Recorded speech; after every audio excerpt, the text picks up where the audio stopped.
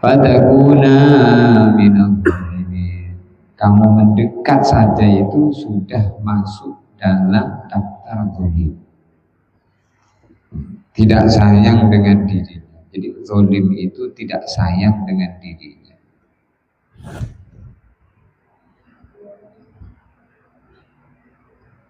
Maka dalam Al-Quran disebutkan orang yang sayang dengan dirinya, dengan keluarganya, itu orang yang tidak maksiat. Karena orang kalau itu maksiat, dia tidak sayang dengan dirinya, dia siap dirinya itu dibakar di neraka. Enggak sayang. Kalau sayang itu tidak berani, Mas. Akhirnya Nabi Adam dan Siti Hawa ini yang sudah lama tinggal di surga dalam kenikmatan, dalam kenikmatan, dalam kebahagiaan. Akhirnya ada musuh yang telah bertahun-tahun minta, namanya iblis. Iblis itu mbahnya iblis itu namanya Azazel. Kalau mbahnya manusia kan Adam. Kalau mbahnya iblis itu Azazel. Kalau mbahnya malaikat Jibril. Mbahnya itu maksudnya malaikat pertama kali Jibril. Manusia pertama kali Adam. Iblis pertama kali Azazel.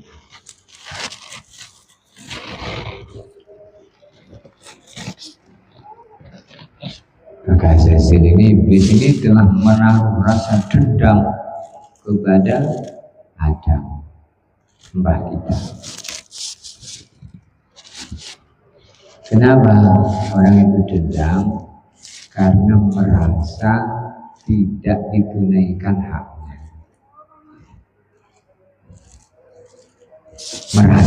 Merasa tidak ditunaikan hak. Orang merasa tidak ditunaikan haknya karena kalau dia merasa lebih baik dari orang, sehingga orang punya timbul perasaan lebih baik daripada orang. Harusnya saya yang dimuliakan, kenapa dia mengaku lebih baik dari dia? Keliru kalau muliakan dia, harusnya kan muliakan saya. Itu hanya nyalain Tuhan. Maka usjudu li Adam fasajadu illa iblis aba wastakbara wa kana minal kafirin. Usjudu li Adam.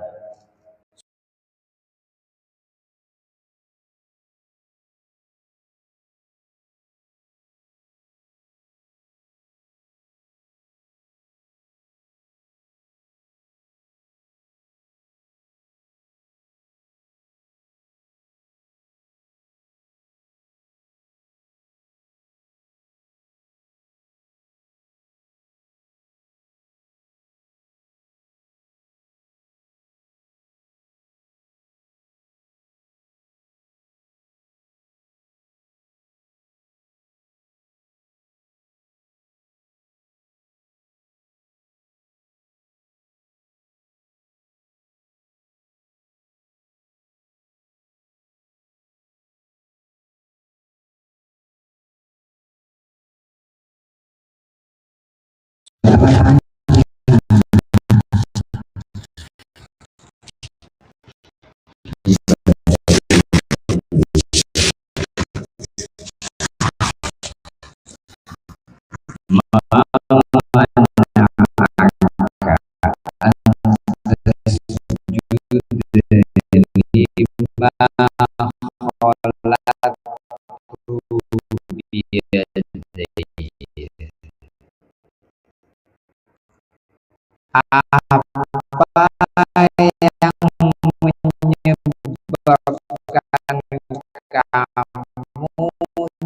kamu tidak mau sujud kepada Adam?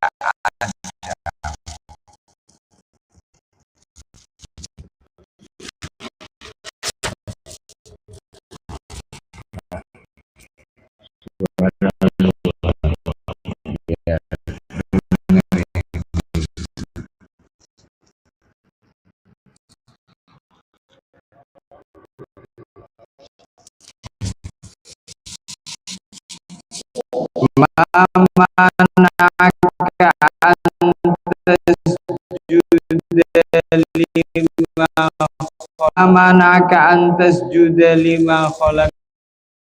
Apa yang menyebabkan kamu tidak mau sujud kepada Adam? Astakbarta, apakah kamu itu sombong?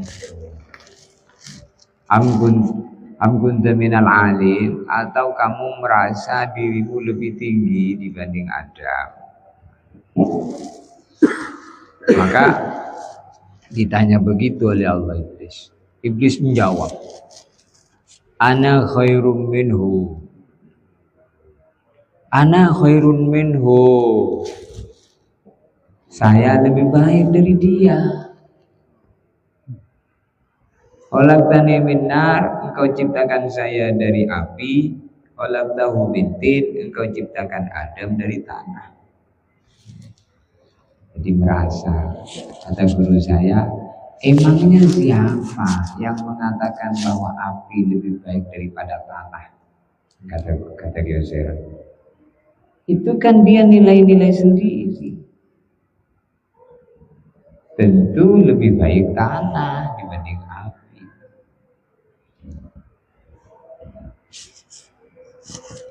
Maka akhirnya iblis ini dikeluarkan dari surga. Nabi Adam dengan istrinya ditempatkan di surga.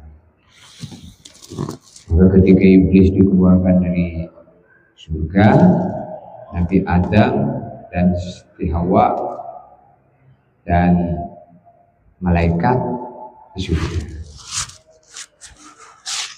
Maka Allah kasih bayan hidayah. Bayan hidayah itu nasihat untuk Nabi Adam dan Siti Hawa. Uskun anta wa zawjukal jannata wa kula minha rawadan haitsu syi'tuma wa la taqraba hadhihi syajarata fatakuna minadh dhalimin. فأزلهما الشيطان عنها فأخرجهما مما كانا فيه وقلنا اهبطوا بعضكم لبعض عدو ولكم في الأرض مستقر ومتاع إلى حين.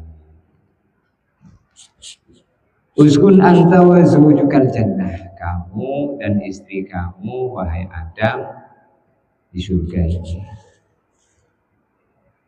Iblis diturunkan, iblis sudah dikeluarkan dari surga. Lalu Allah bilang, Adam kamu di sini, sama istri kamu di sini surga. Wa kula minha ragadan haitsu syi'tuma, segala isi surga ini boleh kamu nikmati semaumu. Wala taqrabu hadhihi syajarah, tapi saya minta kamu itu jangan dekat pohon itu ya. Ditunjuk itu pohon itu. La taqrabu hadhihi syajarah, kamu berdua ojo marak-maraki wit iku. Jangan dekat-dekat pohon itu.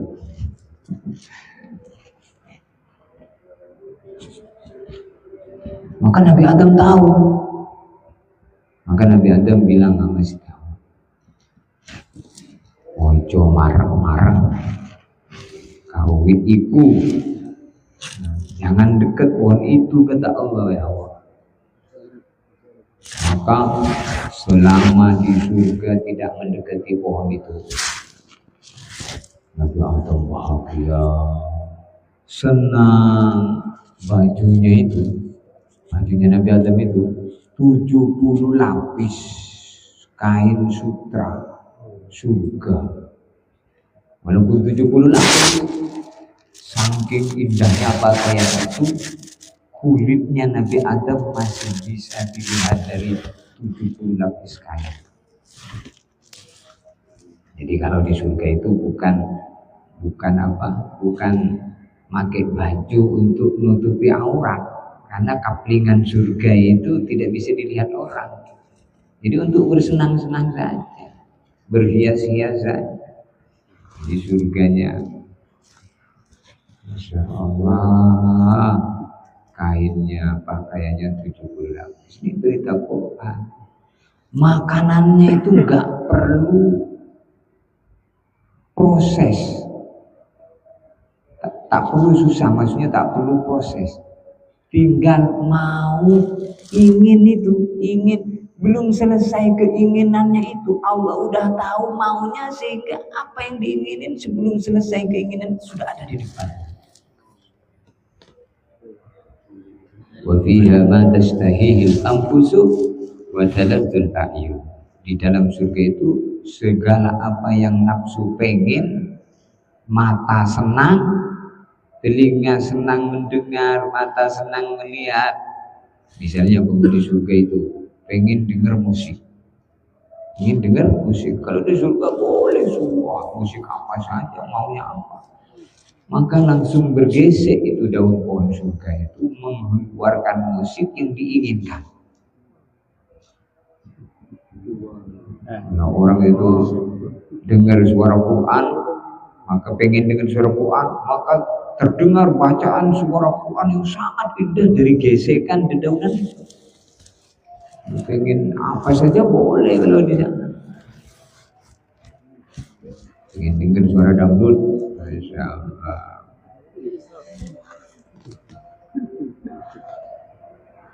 Kalau kita geseron, misalnya pengen apa kesenangannya, pengen ngerokok misalnya, di sana juga ada, tapi rokoknya bukan kayak rokok di dunia ini. Rokoknya itu kasturi, wangi. Kalau maka segala apa yang pengen ada, pengen pempek ada, pengen sate ada. Suatu hari ada penghuni surga, diceritakan dalam hadis bahwa penghuni surga ini melihat ada burung terbang, mislal buhti, seperti unta. Burungnya besar tuh, seperti unta, burung unta besar. Jadi kalau di surga itu tidak kecil-kecil. Buah di surga itu nggak seperti di dunia ini. Namanya mungkin sama, tapi bentuknya beda. Buah semangka, bentuknya semangka, tapi pas digigit ada rasa durian, rasa nangka. Jadi di gigitan pertama itu ada 70 rasa. Makan yang digigit tuh semangka, tapi di dalamnya ada 70 rasa. Nah, ini bukan hayalan ini. Kalau mau ya masuk dulu ke surga. Maka penghuni surga lihat burung yang sebesar unta tadi, pengen, wah enak ini kalau jadi burung panggang anget-anget. Jadi kata almarhum Syaikhul dalam ketika kami dulu ngaji kitab Majarrah di sifatil jannah dalam mengenai tentang surga. Jadi kata beliau, ketika orang tadi melihat ada burung unta tadi besar seperti unta tadi, lalu pengen, wah enak ini kalau burung ini jadi burung panggang anget-anget. Jadi belum selesai burung panggang anget-anget itu dimakan oleh saya, wah enak. Belum selesai omongannya itu Allah sudah tahu, langsung terproses biiznillah, terhidang di depannya burung terbang tadi itu langsung menjadi daging panggang anget-anget. Masya Allah. Dan dia makan sendiri itu, burung sebesar unta itu, dia makan sendiri itu, makan habis. Jadi makanan di surga itu, gigitan kedua nikmatnya itu 70 kali lipat dibanding gigitan pertama. Gigitan ketiga dibanding gigitan kedua, yang kedua tadi lebih nikmat 70 kali lipat dibanding yang pertama. Itu yang ketiga nikmatnya 70 kali lipat dibanding gigitan kedua. Lebih nikmat lagi. Gigitan keempat 70 kali lipat nikmatnya dibanding gigitan yang ketiga. Semakin gigit makan semakin enak. Jadi itu di surga itu semakin dimakan semakin enak, semakin banyak semakin lezat. Kalau di dunia kebalikannya mencret, semakin makan semakin mencret, semakin. Justru kalau di dunia ini gigitan pertama itu yang paling nikmat, gigitan kedua sudah mulai bagi orang yang giginya ompong gigit sate, sudah satu tusuk. Kedua itu sudah mulai angkat tangan, dipaksa. Ketiga, ya sudahlah ganjil katanya. 3 tusuk ganjil. Ditawari yang keempat,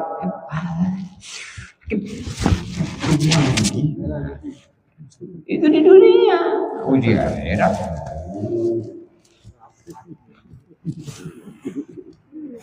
Tunggu lagi tentang surga. Jadi ini seperti ini yang perlu harus kita ketahui.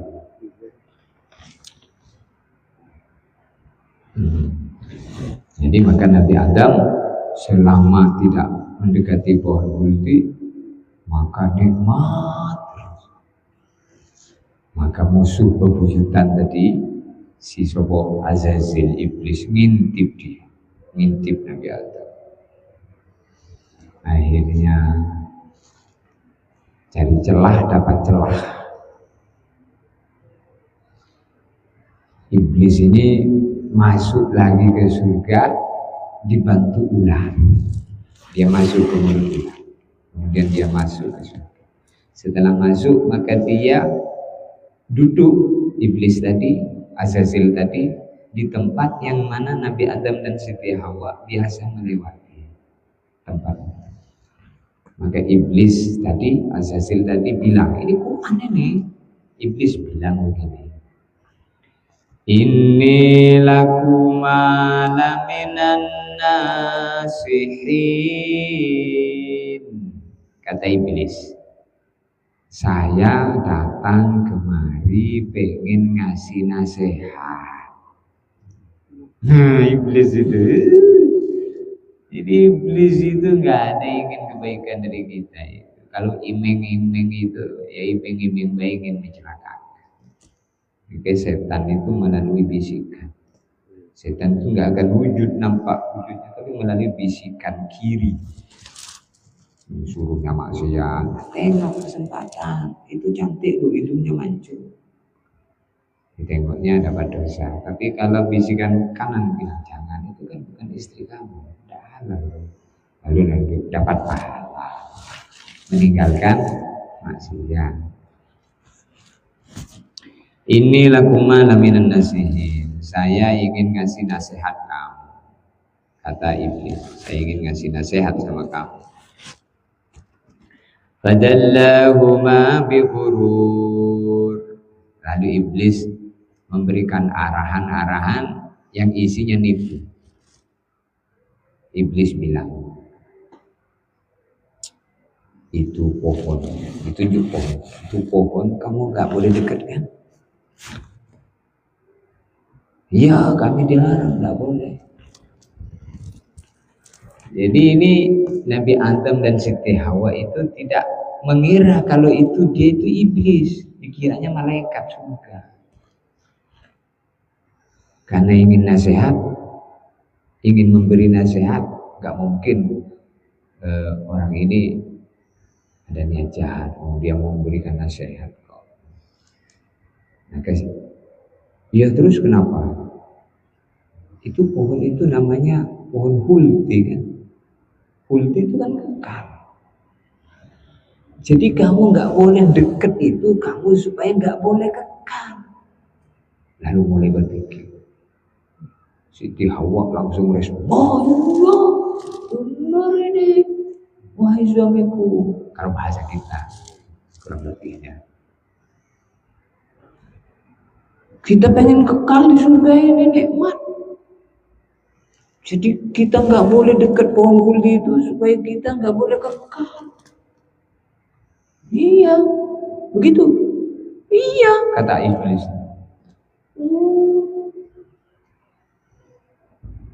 Jadi kalau kamu berdua pengen kekal di surga ini, kata iblis, justru kau deketi, bahkan bukan kau deketi, kau makan. Kalau buah khuldi itu sudah merasuk di dalam tubuhmu, maka kamu bukan menjadi orang yang akan pergi dari dunia ini. Kamu akan bersama isi surga ini, termasuk pohon. Langsung Siti Hawa lari dan makan.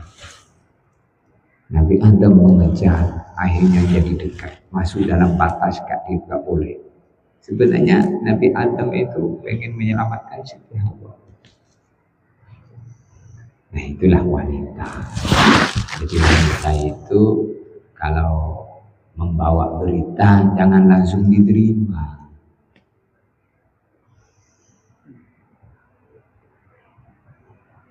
Tapi ditanya dulu kepastian. Akhirnya dikeluarkan dari surga. Falamma dhaqa asy-syajarata badat lahuma sawatuhuma wa tafiqa yakhsifani alayhi min waraqil jannah. Maka falamma dhaqa asy-syajarata, ketika Nabi Adam dan Siti Hawa itu mencicipi buah pohon khuldi itu, badat lahuma sawatuhuma, maka auratnya kelihatan, pakaian 70 lapis lepas dengan otomatis. Pakaian 70 lapis lepas dengan otomatis, tis. Sehingga telanjang Nabi Adam. Badat lahuma sawatuhuma, kelihatan auratnya. Wa tafiqa yasifani alaihima min waraqil jannah, lalu menutupi auratnya itu Nabi Adam dan Siti Hawa dengan mengambil daun-daun pohon di surga. Lalu kemudian Allah bilang sama Nabi Adam dan Siti Hawa, nadahuma rabbuhuma alam anhakuma antilkuma syajarati wa akul lakuma inna syaitana lakuma aduwwum mubin. Ini semua tadi cerita Quran ini.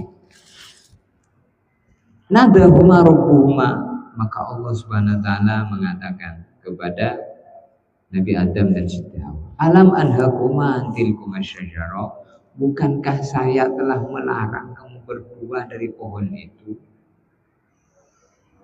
Wa aqul lakuma, dan saya sudah bilang sama kamu berdua, inna syaitana lakuma aduwwum mubin, bahwa setan itu musuhmu nyata. Ngapa masih diikuti? Jangan salahkan saya kalau saya ngeluarin kamu dari surga ini, itu salahmu sendiri. Jadi nanti kalau ada orang dimasukkan neraka, jangan salahkan Allah. Sudah dikasih akal, sudah dikasih Quran informasi, Quran hadis informasi, para ulama ngasih nasihat, lo kok masih nggak gubris? Itu nasihat Allah, Quran, nasihat hadis, masih tetap nak ikuti setan, lalu dimasukkan neraka oleh Allah karena ikut setan. Jangan salahkan saya, kata Allah.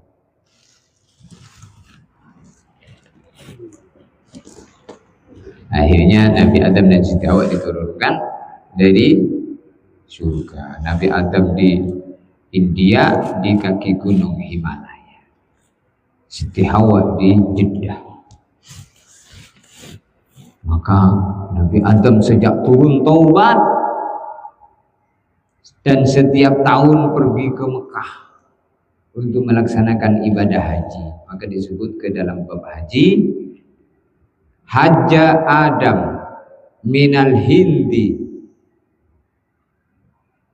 arba'ina sanatan minal Hindi ila Makkah tamasyian. Nabi Adam telah melaksanakan ibadah haji 40 kali selama 40 tahun 40 kali dari India menuju Mekah berjalan kaki. Jadi Mekah itu sudah ada sejak Nabi Adam. Sebelum Nabi Adam turun, Ka'bah itu sudah ada. Maka Nabi Adam setiap tahun pergi ke Mekah melaksanakan haji, jalan kaki dari India sambil taubat baca Rabbana zalamna anfusana wa illam taghfir lana wa tarhamna lanakunanna minal khasirin. Ya Allah, ya Tuhan kami, zalamna anfusana, kami telah zalimi diri kami. Illam taghfir lana, kalau Engkau enggak ngampuni kami, lanakunanna minal khasirin, pasti saya jadi orang rugi. Terus begitu selama 40 tahun. Enggak pernah berhenti itu zikir itu sambil nangis, sehingga disebut ke dalam riwayat, andaikan ditimbang air mata Nabi Adam dengan air mata seluruh anak cucunya, air mata yang mengalir karena tobat makan buah khuldi, dosa sekali itu. Nabi Adam itu dosa sekali, tobatnya 40 kali dan nangis. Andaikan saking banyaknya air mata itu, andaikan ditimbang dengan air mata anak cucunya, seluruh anak cucunya Nabi Adam, masih lebih banyak air matanya Nabi Adam. Makanya kalau tobat itu disertai dengan menangis, menyesal, tidak mengulangi lagi, menyesal zalim. Akhirnya pada haji yang ke-40, yaitu pada tahun yang ke-40 tahun, Allah baru terima doanya Nabi Adam tadi, taubat. Jadi 40 tahun baru diterima. Kita ini suruh taubat, saya sudah banyak istighfar, saya sudah doa, tapi doa saya tidak diterima. Berapa tahun berdoa? Sudah setahun. Baru setahun sudah bangga dengan doanya. Maka ada orang bilang, katanya Allah Maha mendengar. Saya sudah doa, saya minta, tapi doa saya tidak diterima.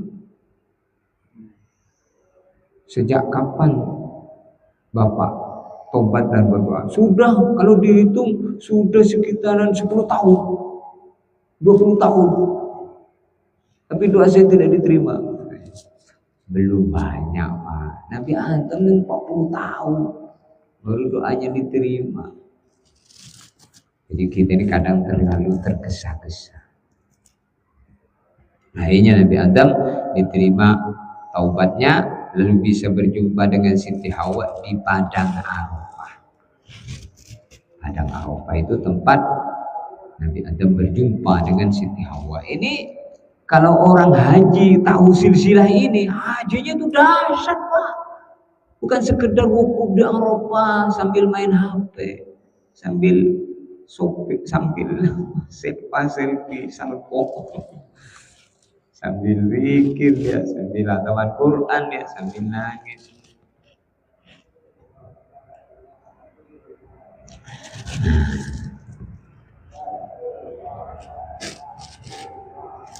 Jadi haji yang ke-40, ke-40 tahun, Pak. Rabbana zalamna anfusana itu baru diterima. Rabbana hab lana min azwajina wa dzurriyyatina, itu doanya Nabi Ibrahim, diterima 80 tahun baru diterima, dikasih anak 2, Nabi Ismail, Nabi Isa. 80 tahun doa Rabbana hab lana min azwajina wa dzurriyyatina. Kita katanya, saya sudah doa, tapi doanya saya sudah berapa? Sudah hampir setengah tahun, sudah hampir setahun nih sejak saya tobat, sudah hampir setahun nih. Saya minta, aduh, baru setahun. Nabi Adam itu 40 tahun baru diterima. Nabi Ibrahim 80 tahun doanya baru diterima. Jadi maka yakini kan perintahnya itu kita suruh mohon, suruh doa saja mengenai kapan waktunya yang tepat. Pasti Allah Maha tahu. Dan doa itu ibadah. Jadi selama Nabi Adam alaihissalam Rabbana hab lana min azwajina itu sejak ngomong pertama kali sudah dapat pahala terus, namanya pahala taubat. Sampai 40 tahun tadi. Ya, mungkin kalau langsung diterima sedikit pahalanya. Tapi langsung 40 tahun dulu banyak, ini pahalanya banyak.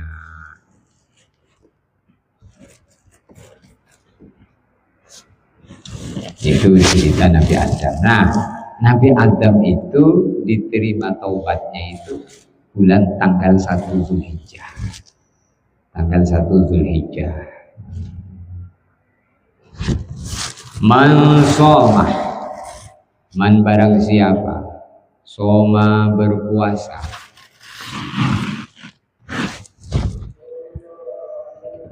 zalikal yaum pada hari itu, yaitu berpuasa tanggal 1 bulan Dzulhijjah, ghafarallahu lahu kulla dzambin, seluruh dosanya diampuni Allah. Tanggal 1 Dzulhijjah. Tanggal 1 Dzulhijjah ya kemarin nih, sekarang kan tanggal 11 ya sekarang. Tadi pagi tanggal 10. Malam ini tanggal 11. Hari tasyrik. Nah, 11, 12, 13 Dzulhijjah. Di tanggal 1 Dzulhijjah itu Nabi Adam dosanya diampuni, taubatnya diterima. Maka bagus kalau mampu berpuasa itu bulan Dzulhijjah itu puasanya 9 hari. Mulai tanggal 1 sampai tanggal 9. Tanggal 9 itu hari Arafah, tanggal 10-nya hari raya.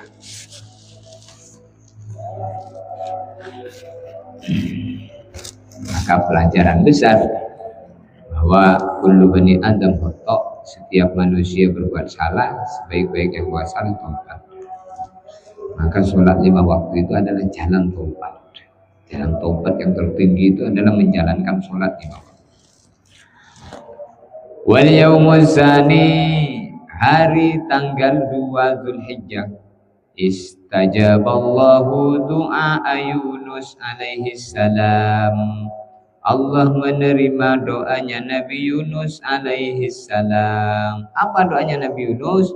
Rabbana zalamna Rabbana la ilaha illa anta subhanaka inni kuntu minadh dhalimin. Itu doanya Nabi Yunus di dalam perut ikan hiu apa ikan paus, ikan besar lah.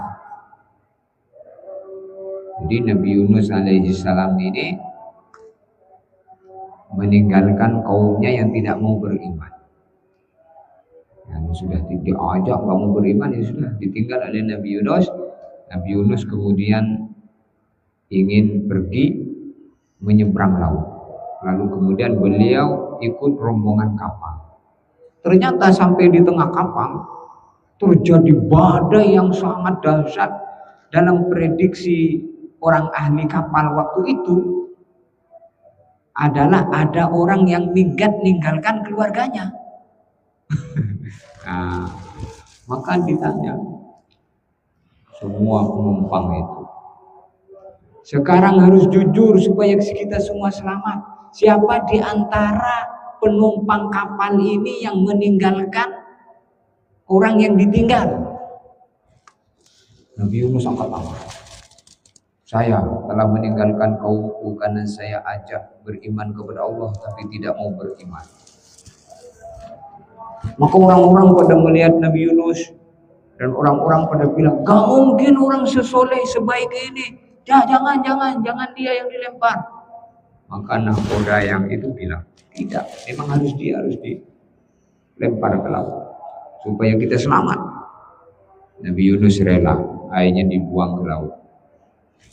Setelah Nabi Yunus dilempar, diturunkan dari kapal, diturunkan ke laut tadi, langsung dimakan ikan. Dan kapal jadi normal lagi. Badainya jadi hilang. Nabi Yunus dimakan ikan. Maka Nabi Yunus ini berada dalam 3 kegelapan. Gelapnya malam, gelapnya perut ikan, gelapnya lautan. Gelapnya lautan, gelapnya perut ikan, gelapnya malam. Maka Nabi Yunus alaihissalam baca tasbih tadi. La ilaha illa anta, tiada Tuhan yang berhak disembah selain hanya Engkau ya Allah. Subhanaka, maha suci Engkau ya Allah.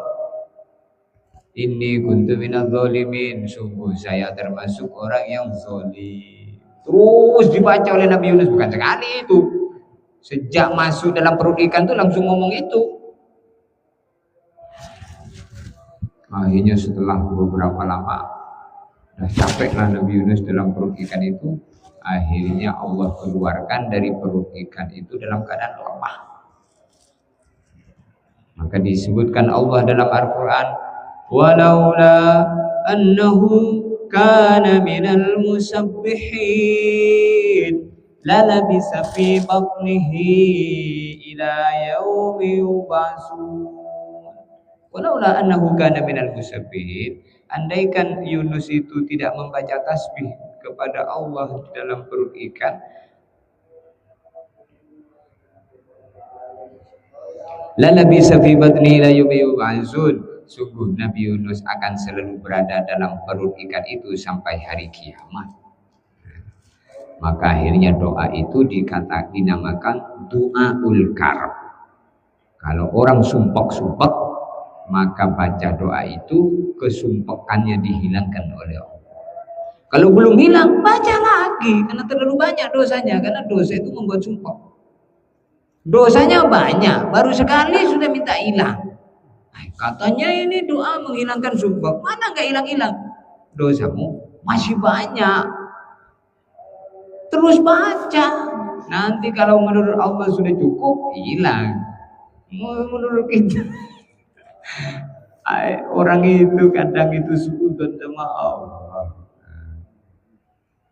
Apa ini doanya tidak mujarab ini? Katanya menghilangkan kesusahan, kesumpekan. Mana mas tambah sumpek saya? Itu Nabi Yunus. Itu kejadian itu. Nabi Yunus dikeluarkan dari perut ikan tadi tanggal 2 bulan Zulhijjah.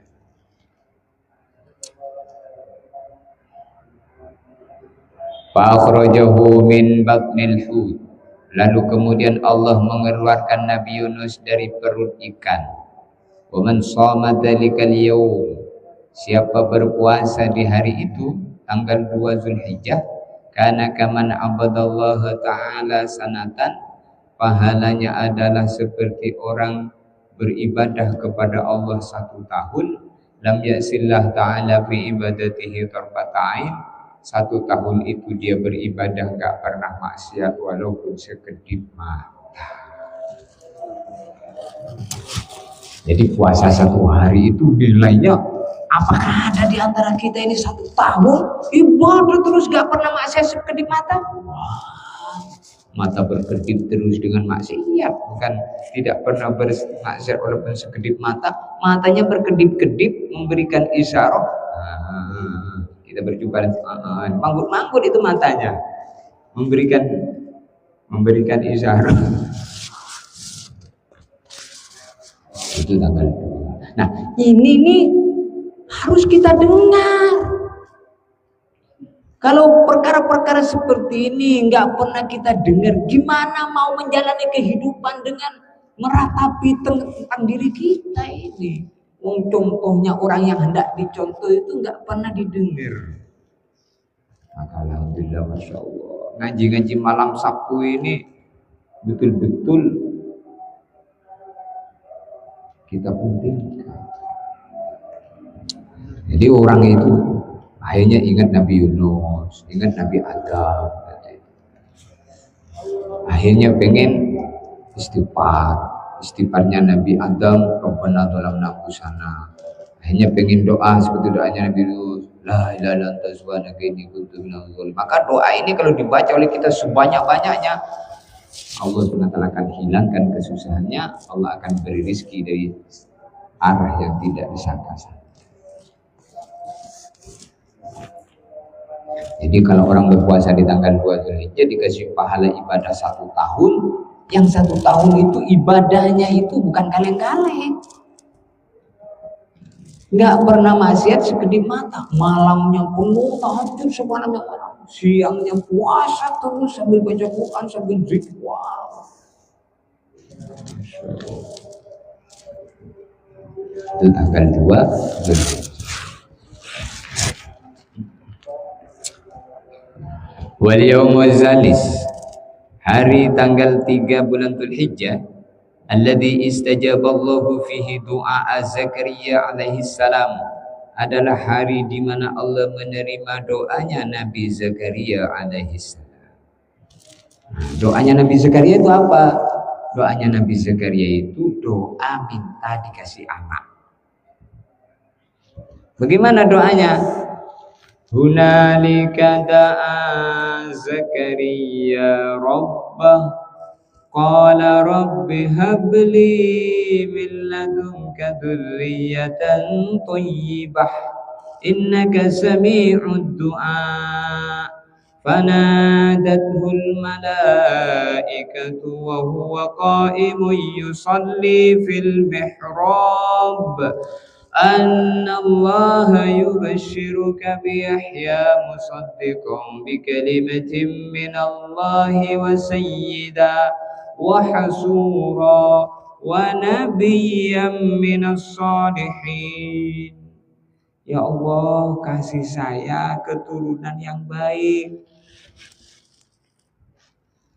Nabi Zakaria itu doa ketika melihat Siti Maryam. Ketika melihat Siti Maryam. Jadi Siti Maryam ini anaknya Imron, putrinya Imron, anak perempuannya Imron. Imron ini punya istri namanya Hannah. Jadi dari pernikahan Sayyidina Imron dengan Siti Hannah ini lahirlah Maryam. Imron ini dalam riwayat saudaranya Nabi Musa. Maka Siti Maryam sepupu dengan Nabi Musa.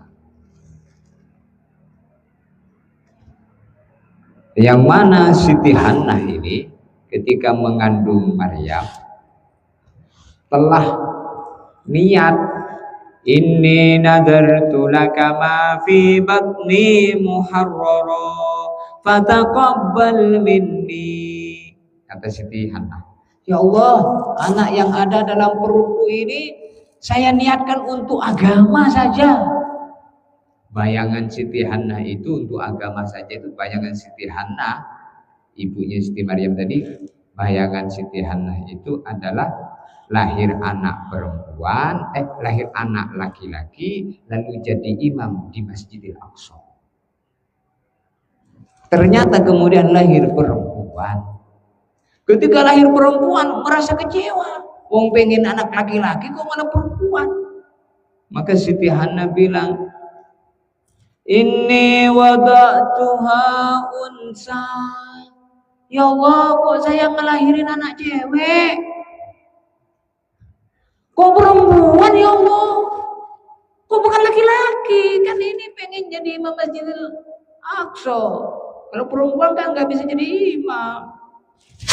Ini wada'tuha unsa, saya kok ngelahirin perempuan? Kata Siti Hannah.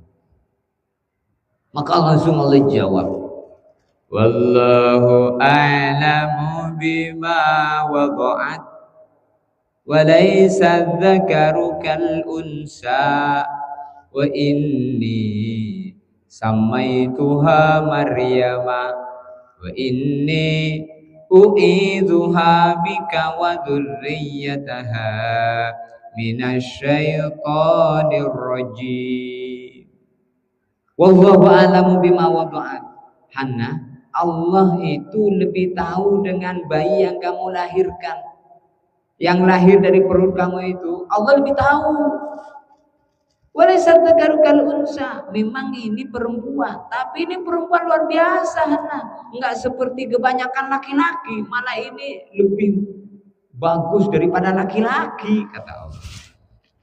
Ini Maryam ini perempuan, tapi ini lebih mulia dibanding laki-laki. Wa inni samaituha Maryam, dan bayimu perempuan ini langsung aku kasih nama Maryam. Jadi Maryam itu langsung Allah kasih nama. Wa inni u'idzuha bika wa dzurriyyataha minasyaitonir rajim, dan saya menjamin melindungi anakmu Maryam ini dari gangguan setan terkutuk. Akhirnya wa kaffalaha Zakaria, setelah besar Siti Maryam ini diserahkan kepada Nabi Zakaria. Jadi gurunya Siti Maryam adalah Nabi Zakaria. Ini kita begini ini harus tahu ini. Kalau kisah-kisah para nabi seperti ini nggak pernah terlintas di telinga kita, gimana mau terbayang hidup mulia itu, gimana caranya itu? Maka cerita Quran itu, wah, dahsyat. Akhirnya kafalaha Zakaria, kullama dakhala 'alaiha Zakaria al-mihrab wajada 'indaha rizqa. Maka Nabi Zakaria telah mendidik Siti Maryam ini akhirnya jadi perempuan solehah. Ditaruh di lapis kamar, lapis kamar, lapis kamar, lapis. Jadi ruangan ada pintu, ruangan lagi ada pintu, lapis-lapis pintu. Ini penting untuk mendidik wanita itu lebih ketat dibanding laki-laki. Setiap ulama dakhala 'alaiha, setiap Nabi Zakaria masuk di tempatnya, ruangannya, kamarnya Siti Maryam, wajada indaha rizqa, mendapati di dekat Siti Maryam itu ada makanan-makanan. Ada makanan-makanan lezat, yang makanan itu tidak terproses oleh api di dunia ini. Ada buah, ada nasi, ada makanan-makanan daging-daging lezat itu. Itu ternyata makanan itu langsung diturunkan dari surga. Jadi kalau orang itu baik, rizkinya itu baik. Kalau orang itu baik, rizkinya baik, halal gitu. Enggak hasil korupsi, enggak hasil maling. Kalau orang buruk, rizkinya buruk.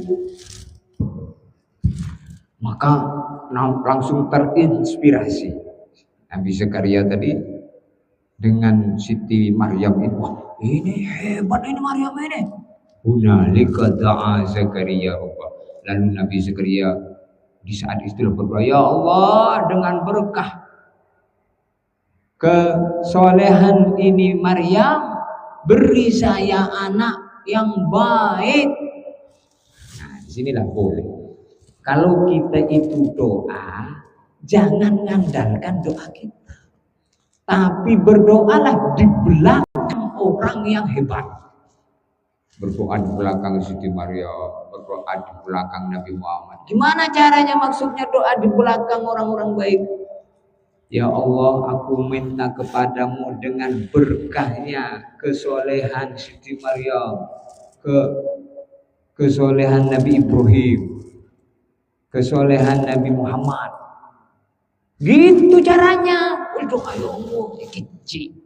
Doa itu harus di belakang orang-orang yang sehingga doa kita itu bukan doa kita, tapi disetarakan dengan doanya para nabi. Nah, ini perkara yang kadang kita itu di antara kita itu, bahkan kadang saya sendiri juga baru tahu. Ketika baca-baca kitab tuh baru dapat nasihat. Kitab itu jadi nasihat. Ini kitab tuh kan sekedar tulisan-tulisan. Itu nasihatnya para nabi, nasihatnya para wali. Itu Nabi Zakaria. Akhirnya Nabi Zakaria itu doanya diterima oleh Allah. Nabi Zakaria dikasih anak namanya Nabi Yahya. Nah, Nabi Zakaria itu doa minta anak, doanya diterima tanggal berapa? Tanggal berapa tadi? Tanggal 3 bulan Zulhijjah. Tanggal 1 Nabi Adam, tanggal 2 Nabi Yunus, tanggal 3 Nabi Zakaria. tanggal 3 Nabi Zakaria. Allahu Akbar. Tanggal 3 Nabi Yunus, tanggal 4 Nabi Zakaria. Tanggal 3 Nabi Yunus. Tanggal pertama Nabi Adam. Tanggal kedua Nabi Yunus, tanggal 3 Nabi Zakaria. Masya Allah. Man shoma dzalikal yaum, siapa berpuasa pada hari tanggal 3 Zulhijjah, istajaballahu du'aahu, doa-doanya diterima Allah. Wal yaumur rabi, hari tanggal 4 Zulhijjah, al-yaum alladzi wulida fihi Isa alaihi salam, adalah hari di mana di tanggal itu dilahirkan Nabi Isa. Nabi Isa dilahirkan itu tanggal 4 Zulhijjah. Nabi Isa itu adalah nabi yang lahir dari Siti Maryam. Jadi kalau orang itu sudah baik sangka sama Allah, tadi Siti Hannah itu kan melahirkan Maryam perempuan. Ternyata di balik Maryam ini ada laki-laki yang disiapkan jadi nabi juga, namanya Isa. Jadi kalau kita ini punya anak pengen laki, tapi perempuan itu siapa apa?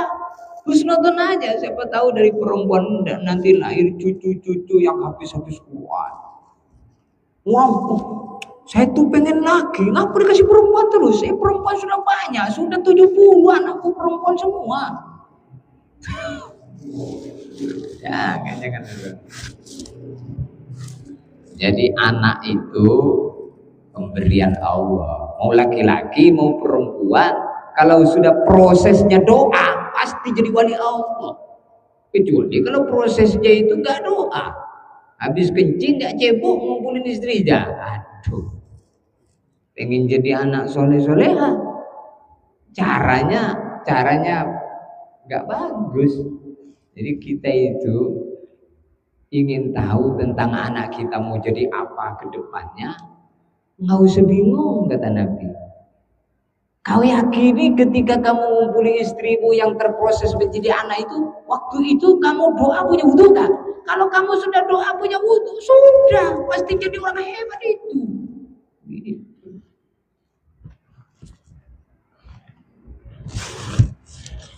Terus bagaimana kalau baru tahu sekarang? Ya sih memang, tapi kan dulu belum tahu. Kalau belum tahu, sekarang ketika tahu, kata Kiai Zairon, banyak baca doanya Nabi Adam. Rabbana dalam nafusana, sehingga anak kita itu dikasih hidayah. Jangan khawatir juga, masih selama hidup masih terkandung badan, anak nakal masih bisa diperbaiki dengan jalan doa. Siapa yang mau doa? Ya bapaknya dan ibunya itu. Karena doaul walid liwaladihi ka du'ail anbiya. Doanya nabi, doanya orang tua untuk anaknya seperti doanya nabi. Ya kalau dulu kan belum ngerti ya. Sekarang kan sudah ngerti. Jangan sampai sekarang sudah ngerti masih ikut-ikut cara lama. Nah, ini belum tobat. Jadi Nabi Zakaria itu ibunya itu hamil ditiup ruh, boleh ruh ditiup ruh, kemudian hamil. Jadi hamilnya Siti Maryam itu tidak melalui masa yang panjang, ditiup ruh, kemudian melahirkan, maka hari itu langsung gendong anak. Kaget orang. Oh enggak pernah hamil kelihatannya, tiba-tiba gendong anak, katanya lahir. Kamu ini zina. Maka dikatakan Maryam itu berzina. Orang-orang pada bilang Maryam berzina. Maka anak yang digendong oleh Siti Maryam yaitu Nabi Isa bayi, ngomong dia, Inni abdullah ataniyal kitab wa ja'alani nabiyya wa ja'alani mubarakan aynama kuntu wa awsani bis salati waz zakati ma dumtu hayya wa barran biwalidati wa lam yaj'alni jabbaran syaqiyya. Kata Nabi Isa kecil. Nabi Isa kecil ngomong begitu. Ini diabadikan dalam Al-Quran. Omongan Nabi Isa kecil membela, nggak rela ibunya dikatakan pelacur tadi. Ini Abdullah, saya ini bukan anak zina, saya ini hamba Allah. Ataniyal kitab, saya nanti dikasih kitab Injil. Waja'alani nabiyya, sejak di perut ibu saya sudah nabi. Allahu Akbar, ini Nabi Isa.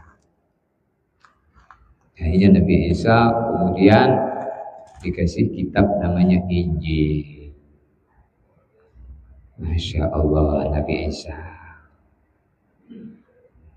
Kemudian Nabi Isa ini punya murid namanya Hawariyin. Lalu muridnya ada yang khianat. Jadi kalau kita ini punya murid, punya santri, punya anak, khianat itu wajar. Makanya sebaik-baik orang pasti ada yang nggak senang. Sebaik-baik orang pasti ada yang nggak senang. Seburuk-buruk orang, banyak orang nggak senang, wajar. Sebaik-baik orang pun masih ada yang nggak senang. Jadi kalau kita ini mau mencari semua orang senang dengan kita, itu nggak bakalan.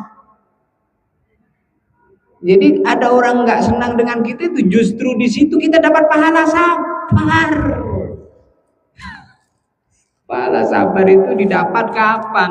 Kalau ada orang mencemooh kita, mencaci kita, menyalahkan kita, itu baru disitulah sabar. Kalau nggak ada itu, apanya yang mau disabarin? Jadi itulah hidup di dunia itu kayak gitu. Maka Nabi Isa alaihissalam kemudian dikhianati oleh muridnya sendiri. Akhirnya mau dibunuh Nabi Isa. Maka akhirnya kemudian dikejar Nabi Isa ini, ingin dibunuh ini Nabi Isa. Lalu kemudian dalam kerumunan orang banyak, Allah Subhanahu wa taala usap wajah muridnya yang khianat ingin membunuh itu, diusap oleh Allah sehingga wajahnya mirip seperti Nabi Isa.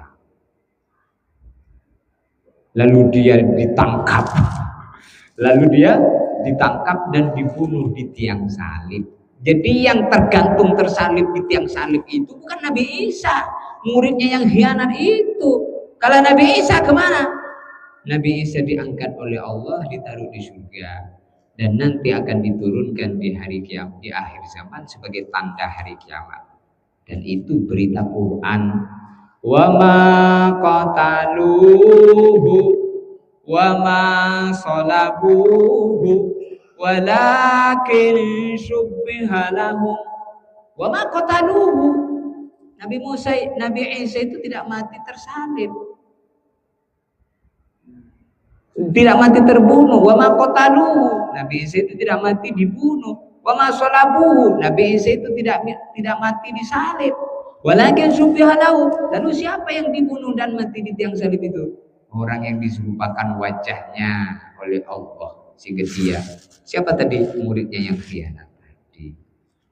Jadi kalau menurut berita Quran, yang disalib itu bukan Nabi Isa.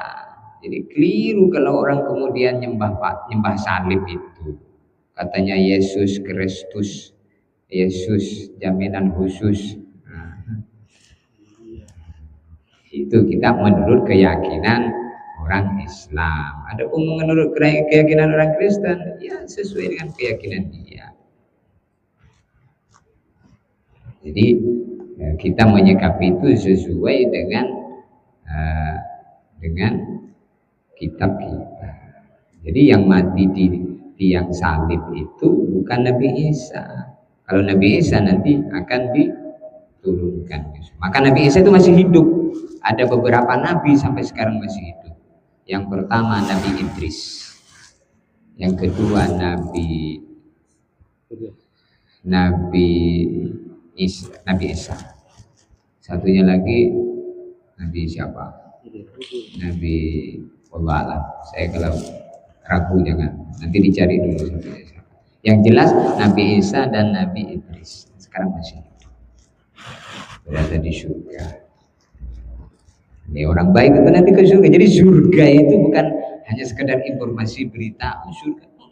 Surga itu nanti setelah mati ada tempat khusus. Manusia di dunia ini 60-70 tahun saja. Mau ganteng 70 tahun. Itu pun kalau sudah 70 tahun udah gak ganteng lagi. 70 tahun giginya sudah habis, rambutnya sudah putih, kulitnya sudah keriput, badannya sudah bungkuk, matanya sudah rabun, sudah nggak bisa banyak makan daging, kolesterol. Nah, itu maksudnya kalau umur 70 kan terus. Ya kita sama, jangan nunjuk-nunjuk orang termasuk saya. Ini kalau 70 tahun seperti itu. Mudah-mudahan panjang umur semuanya dalam kebaikan. Alhamdulillah. Sampai 70 tahun masih ibadah. Nah, ini namanya orang-orang yang umurnya habis dalam ketaatan seperti Abu Ayyub Al-Ansori. Abu Ayyub Al-Ansori ini termasuk sahabat yang umurnya panjang, walaupun sudah tua masih ikut perang. Oleh anaknya dibilang, udah ya di sini aja nggak usah ikut perang. Maka Nabi Ayyub Al-Ansori, bukan Nabi Ayyub, sahabat Ayyub Al-Ansori bilang,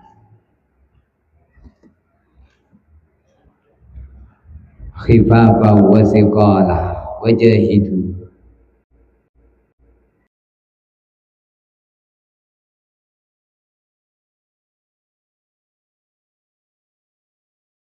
Lainnya tetap berangkat, kemudian meninggal dunia atau datang. Jadi Nabi Isa akhirnya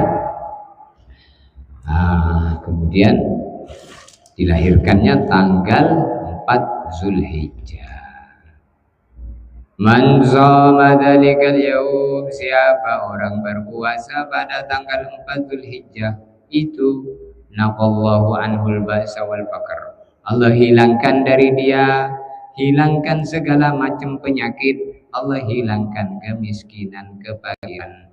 Bagana yaumul qiyamati ma'azabaratil kiramil baroro, dan pada hari kiamat nanti orang itu akan dikumpulkan bersama orang-orang yang mulia di surga Allah. Ya Allah, harapannya kalau kita ini mau udah hidup ini 1, 2, 3, 4, 5 tanggal 9 tanggal 4 itu dihilangkan kefakiran, dihilangkan penyakit, sehingga hidupnya sehat walafiat, diberi rezeki yang cukup. Kalau mati masuk surga, berkumpul bersama para. Lanjut. Wal yaumul khamis, hari tanggal 5 Zulhijjah, al yaumul ladzi wulida fihi Musa alaihi salam, adalah hari di mana dilahirkan Nabi Musa. Nabi Musa dilahirkan tanggal 5 Zulhijjah. Man shoma dzalikal yaum bari'a minan nifaq wa amina min adzabil qabri. Siapa berpuasa tanggal 5 Zulhijjah, maka orang itu terbebas daripada sifat munafik dan terbebas dari azab kubur. Lewat sumber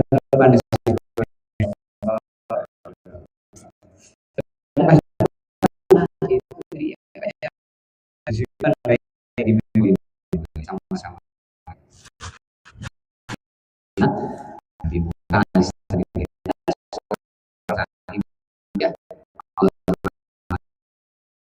Sifat munafik dan azab kubur itu pasti.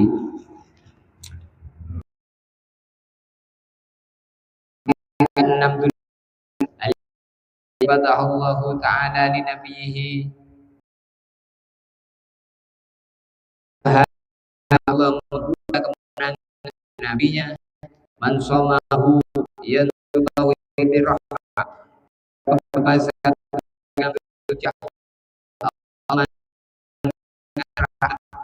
undangan kasih sayang Allah tidak menyiksa dia selama-lamanya. Di pada ini tadi tengok kata dia tidak disiksa selama-lamanya.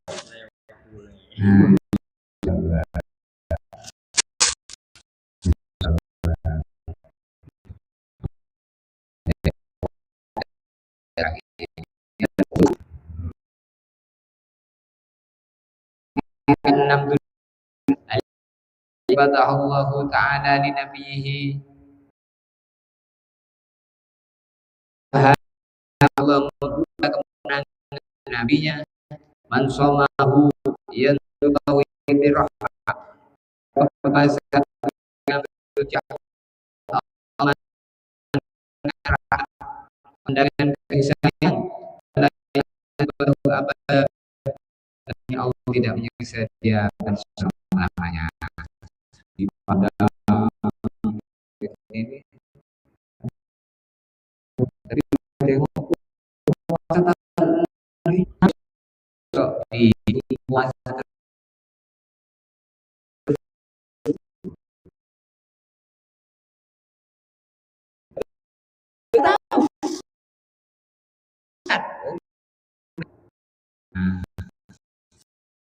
Alhamdulillah. Kemudian al-yaumul sabi, hari tanggal 7 Zulhijjah, al-yaumul ladzi yaghliqu fi abwab jahannam,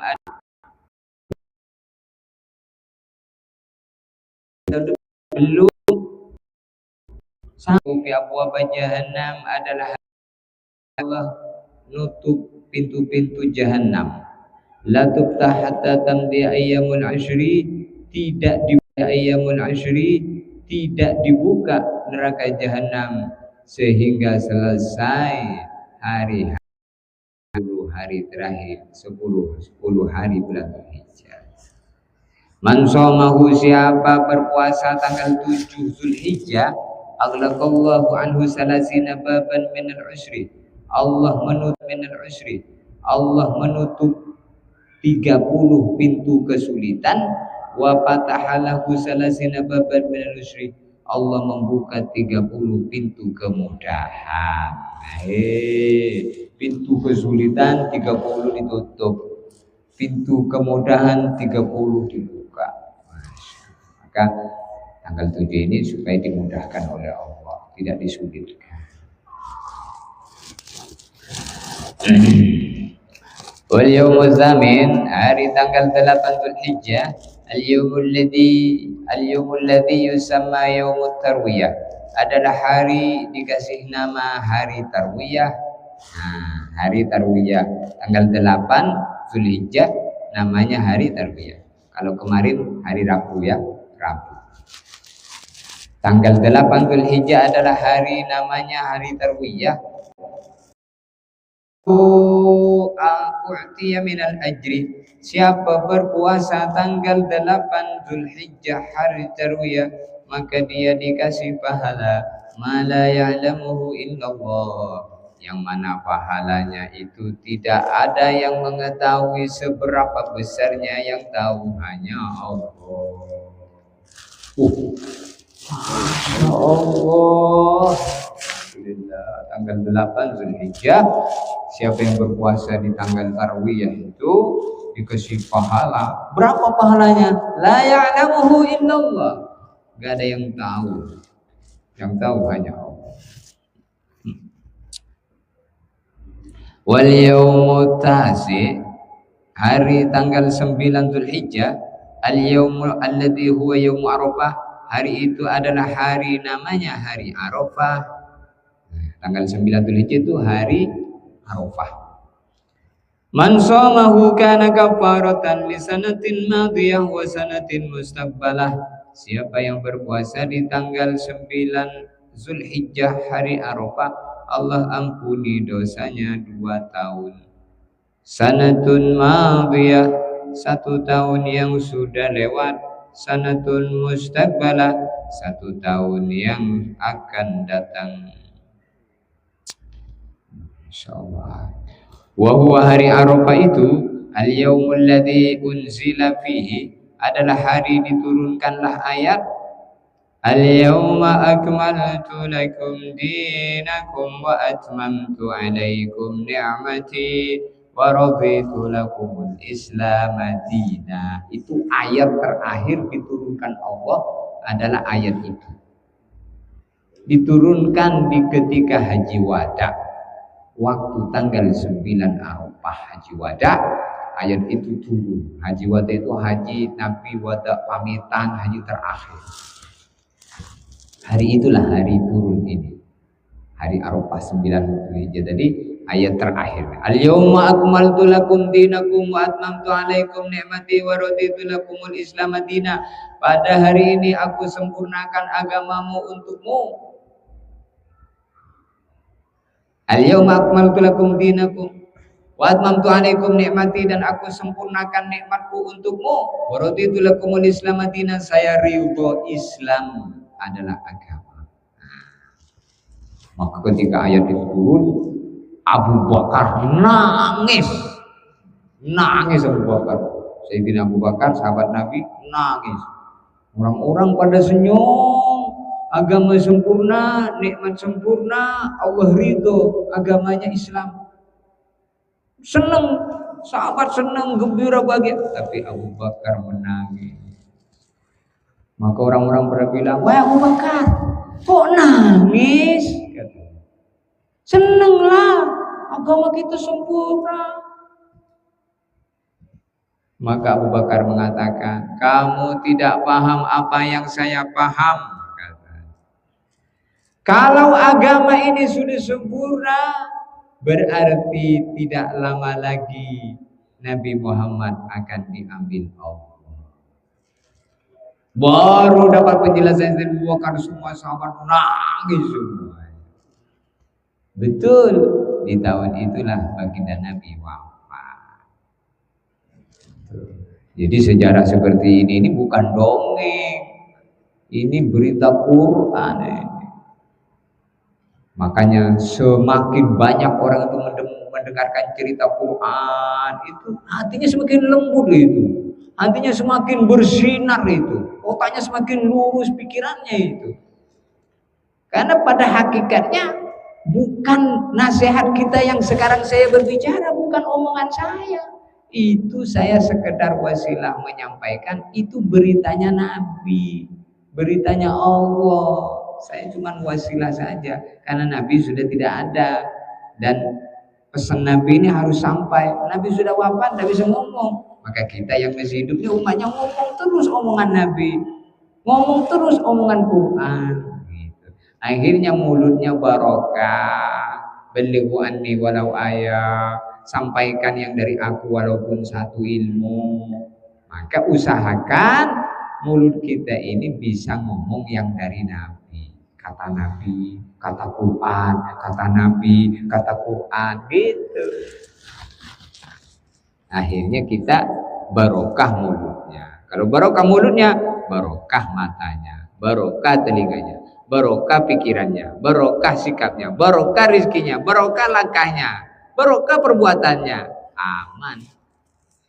Walaupun dibenci oleh seluruh makhluk, ya enggak masalah. Yang penting sudah barokah. Nabi Muhammad, apakah tidak ada yang benci? Abu Jahal benci, ingin bunuh Nabi. Abu Jahal, Abu Lahab benci sama Nabi. Pamannya sendiri benci. Orang kafir Quraisy benci sama Nabi. Sampai orang kafir Quraisy itu kumpul jadi satu, saking bencinya sama Nabi, buat sayembara. Ini Muhammad kabur, pergi ke Madinah. Kemana dia pergi? Ketika dicari, mau ditangkap untuk membunuh, akhirnya Nabi selamat masuk ke gua Hira, masuk ke gua Sur. Dari gua Zur, mereka sudah dapat, orang kafir Quraisy sudah di depan pintu gua, yang kalau nengok sedikit ke bawah kelihatan kaki Nabi. Allah utus tentara Allah burung merpati dan sarang laba-laba. Saya langsung itu buat sarang itu, sarang laba-laba dan burung merpati langsung ngerembas pasang itu. Oh, tidak mungkin Muhammad ada di sini. Kalau dia masuk sini mestinya rusak lah ini sarang laba-laba dan burung merpati ini kabur. Akhirnya mereka turun ke bawah. Lalu setelah aman, Nabi berangkat ke Madinah hijrah. Orang kafir Quraisy gak dapat. Nabi sayembara. Siapa yang bisa membawa Muhammad ke sini hidup atau mati akan dikasih hadiah 100 ekor unta. Oh, sayembaranya 100 ekor unta itu. Akhirnya ada seorang kafir Quraisy namanya Suraqah bin Malik. Suraqah bin Malik. Suraqah bin Malik bilang, "Saya siap," kata Suraqah bin Malik. Akhirnya Suraqah bin Malik ini dengan lihainya penunggang kuda handal, dia telah melihat dari kejauhan di padang pasir baginda Nabi dan Abu Bakar. Maka dia semakin maju kudanya dan terbayang 100 ekor unta itu. Waduh, maju. Ketika mau mendekat, kakinya dengan izin Allah terperosok ke pasir. Akhirnya dia jungkel. Kaki depannya masuk pasir, akhirnya terjungkel. Maka jatuh bangun, terjungkel lagi, jatuh bangun, terjungkel lagi, jatuh bangun, terjungkel lagi. Akhirnya Suraqah bilang, wah, tidak bisa ini. Muhammad ini bukan orang macam-macam ini. Lain ini Muhammad ini, lain. Akhirnya dia masuk Islam. Sebelum masuk Islam, dia balik dulu ke kaumnya, dia bilang, kalian jangan tangkap Muhammad sampai kapanpun kalian tak bisa.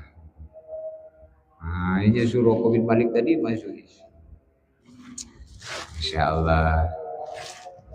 Ini sah. Ini nikmatnya ngaji nggak terasa, masya Allah. Semoga Allah terima kita. Langsung komat. Sudah punya untuk semua, langsung komat.